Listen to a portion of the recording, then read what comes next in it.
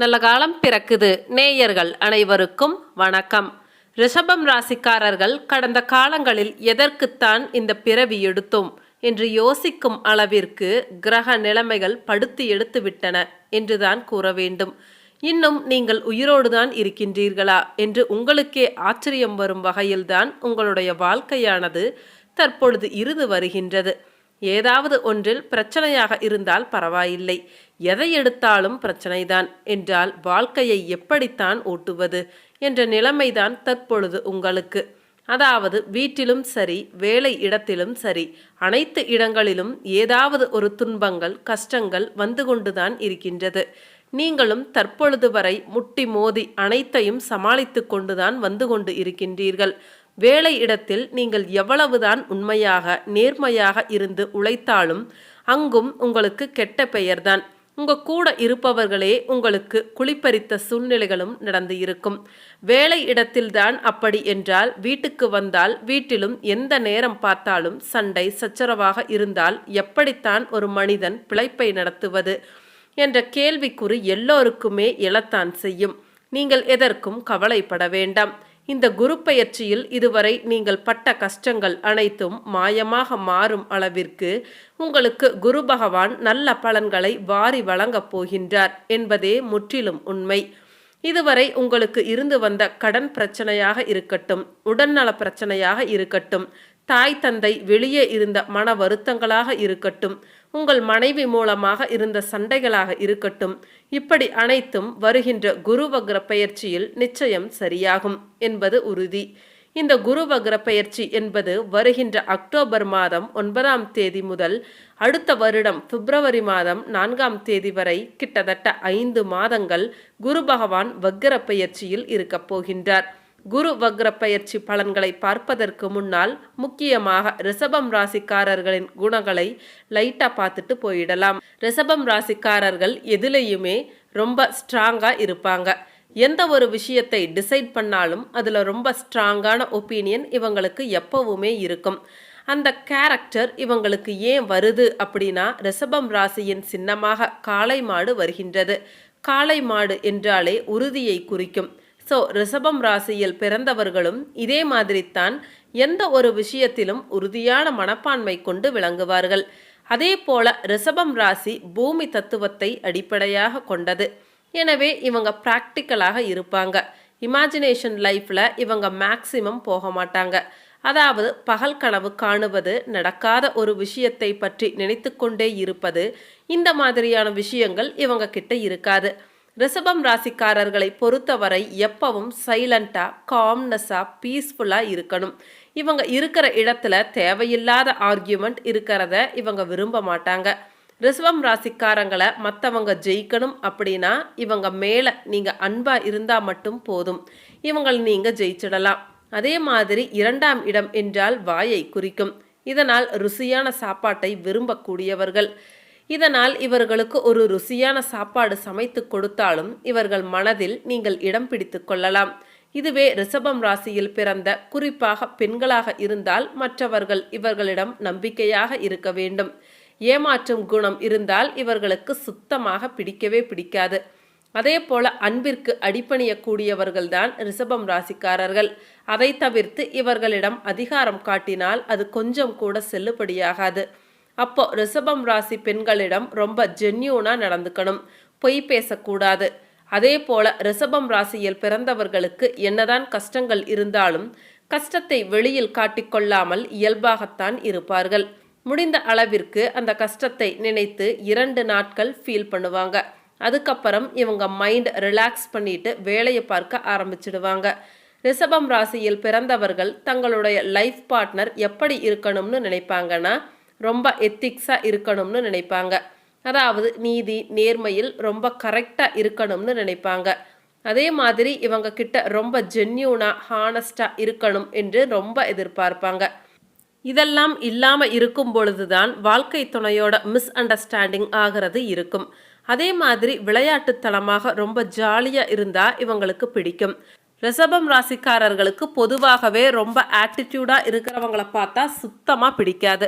நீங்கள் நிறைய இடங்களில் பார்த்துருக்கலாம். ரொம்ப சீன் போடுறவன், ரொம்ப பந்தா காட்டுறவன், சிலர் பொய்யா பேசிட்டு திரியுவாங்க.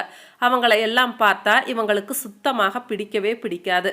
அவங்க கூட பழக்கம் வச்சுக்க ரிஷபம் ராசிக்காரர்கள் விரும்பவே மாட்டாங்க. அதே மாதிரி ரிஷபம் ராசிக்காரங்க கிட்ட மற்றவங்க விட்டு கொடுத்து தான் போகணும். ஏன்னா காளை மாட்டை எடுத்துக்கிட்டீங்க அப்படின்னா அதுகிட்ட அன்பாக பணிவாக பேசி விட்டு கொடுத்து தான் அதை வழிக்கு கொண்டு வரணும்.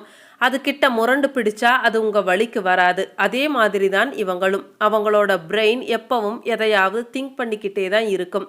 அதாவது ஒர்க் ரிலேட்டடாக இல்லை, வேறு ஏதாவது திங்க் பண்ணிக்கிட்டே தான் இருக்கும். அதே போல் காளை மாடு வயலில் உழுக ஆரம்பித்தால் காலையிலிருந்து மாலை வரை உழுது கொண்டே தான் இருக்கும்.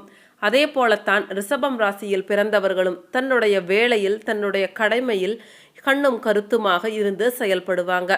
இவர்கள் மனதில் பட்டதை வெளிப்படையாக பேசுவதால் ஒரு சில பிரச்சனைகளும், அதே நேரத்தில் சந்திரன் ரிஷபம் ராசியில் உச்சமாவதால் மனதில் அவ்வப்பொழுது சஞ்சலமும் வந்து கொண்டுதான் போகும். ரிஷபத்தில் பிறந்த ஆன்மாக்கள் ஒரு காரியம் முடிந்தவுடன் தனிமையில் அமர்ந்து நடந்த நிகழ்ச்சிகளை பற்றி யோசித்து பார்த்து அசை போட்டு கொண்டு இருப்பார்கள்.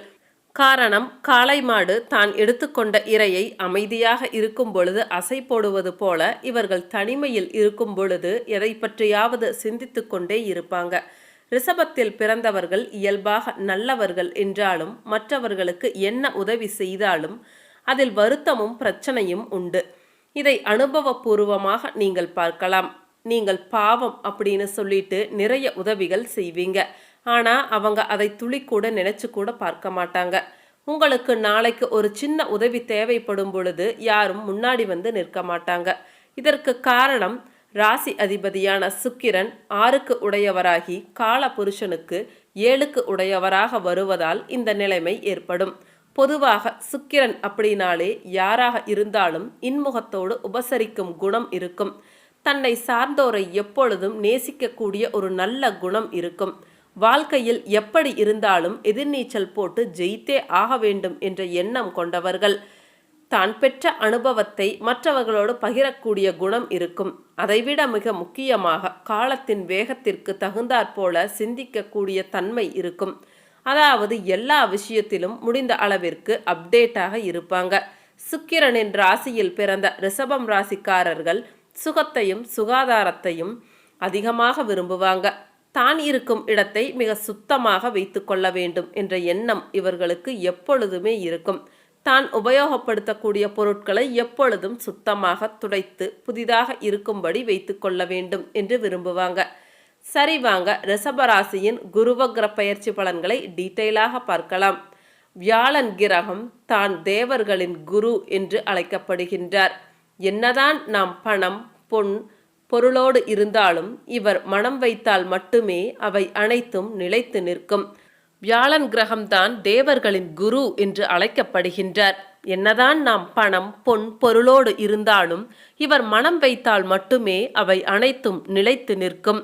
அதிர்ஷ்டம், மகிழ்ச்சி, திருமணம், யோகம், செழிப்பு ஆகியவற்றின் காரணியாக விளங்கும் குரு பகவான் ஒருவருடைய ராசியில் சுபமாக இருந்தால் அவருக்கு அதிர்ஷ்ட மழைதான். அதே போல குரு பகவானின் அனுகூலமான நிலை மகிழ்ச்சியான திருமண வாழ்க்கையை தரக்கூடியவை.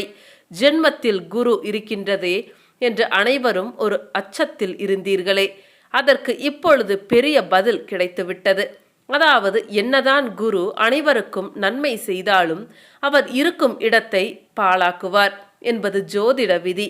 அதன்படி பார்க்கும் பொழுது ரிஷபம் ராசியில் குரு பகவான் வந்து அமரும் பொழுது ரிஷபராசிக்காரர்களுக்கு கடும் சோதனைகளை செய்வாரா என்று நிறைய பேர் சந்தேகத்தில் இருந்திருப்பீர்கள்.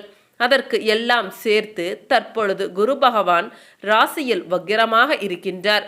குரு பகவான் இப்படி ராசியில் வக்ரம் ஆவதனால் ராசிக்கு ஆல்ரெடி கிடைத்து கொண்டிருந்த சில தீமையான பலன்கள் அப்படியே மட்டுப்படும் என்பது உண்மை. எனவே இந்த குரு வக்ர பயிற்சியான 5 மாத காலத்தில் குரு பகவான் உங்களுக்கு அனைத்து நன்மைகளையும் வாரி வழங்குவார் என்பது நிச்சயம். ஒரு ராசியை ஒரு கிரகம் புனிதப்படுத்துவது என்பது மிகப்பெரிய யோக அமைப்பு. அதுவும் சுப கிரகம் ராசியில் வக்கிரமாக அமர்வது என்பது உங்களது அந்தஸ்து, கௌரவம், வாக்கு, சிந்தனை, சக்தி, முயற்சிகள் என அனைத்தையும் பழிக்க வைக்கும் யோகத்தை கொடுக்கும். அதோடு சேர்த்து உங்கள் ராசிக்கு லாபஸ்தானம் என வர்ணிக்கப்படக்கூடிய 11ஆம் வீட்டில் நிழல் கிரகமான ராகு பகவான் சஞ்சாரம் செய்வதால் எதிலும் தைரியத்தோடு செயல்படுவீர்கள். கடந்த காலங்களில் உங்களுக்கு இருந்து வந்த வீண் செலவுகள் தற்பொழுது குறையும். பணவரவுகள் ஏற்ற இறக்கமாக இருந்தாலும் பிறருக்கு தந்த வாக்குறுதிகளை எளிதில் காப்பாற்றுவீர்கள். பிள்ளைகள் வழியில் மகிழ்ச்சி தரக்கூடிய இனிய நிகழ்வுகள் நடக்கும். கணவன் மனைவிக்கு இடையே ஒற்றுமை மிக மிக சிறப்பாக இருக்கும். பெற்றோர்களுடைய ஆசிர்வாதம் சிறப்பாக கிடைப்பதால் குடும்பத்தில் மன நிம்மதி ஏற்படும். மனைவி பிள்ளைகள் விரும்பிய பொருட்களை வாங்கி தரக்கூடிய அதிர்ஷ்டங்கள் உங்களுக்கு உண்டு. உணவு விஷயத்தில் கட்டுப்பாடோடு இருந்தால் ஆரோக்கியம் சிறப்பாக இருக்கும். பூர்வீக சொத்து வகையில் அனுகூலமான பலன்கள் பெறுவீர்கள் என்றாலும் பங்காளியிடம் பேசுகின்ற பொழுது சற்று பொறுமையோடு இருப்பது நல்லது.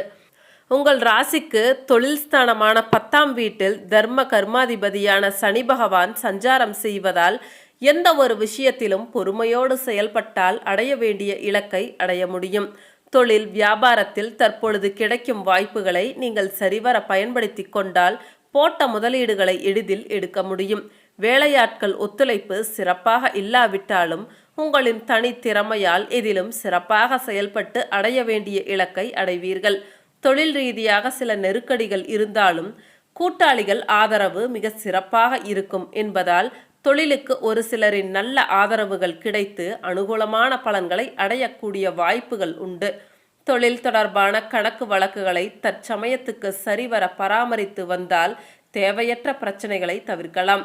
உத்தியோகத்தில் இருப்பவர்களுக்கு கடந்த காலங்களில் இருந்து வந்த அலைச்சல்கள் எல்லாம் தற்பொழுது குறைந்து பணியில் முழு ஈடுபாட்டுடன் செயல்படக்கூடிய வாய்ப்புகள் ஏற்படும். சக ஊழியர்களிடம் பேச்சை குறைத்துவிட்டு உங்கள் பணியில் மட்டும் கவனத்தோடு இருப்பது மிக மிக நல்லது. அதிகாரிகள் ஆதரவு சாதகமாக இருப்பதால் கடினமான பணிகளை கூட சிறப்பாக செய்து முடிக்க முடியும். ஒரு சிலருக்கு வேலைப்பளு காரணமாக ஓய்வு நேரம் குறையக்கூடிய நாட்களாக வருகின்ற நாட்கள் இருக்கும். குரு பார்வை 7ஆம் வீட்டிற்கு இருப்பதால் மங்களகரமான சுப காரியங்கள் கைகூடக்கூடிய அதிர்ஷ்டங்கள் உண்டு. திருமணமான புதுமண தம்பதிகளுக்கு குழந்தை பாக்கியம் யோகமாக விரைவில் கிடைக்கும். கடந்த காலங்களில் இருந்து வந்த கடன் தொல்லைகள் ஓரளவிற்கு குறைந்து மன மகிழ்ச்சி ஏற்படும். சரிங்க, மீண்டும் அடுத்த ஒரு வீடியோ பதிவில் சந்திக்கின்றேன். அனைவருக்கும் நன்றி, வணக்கம்.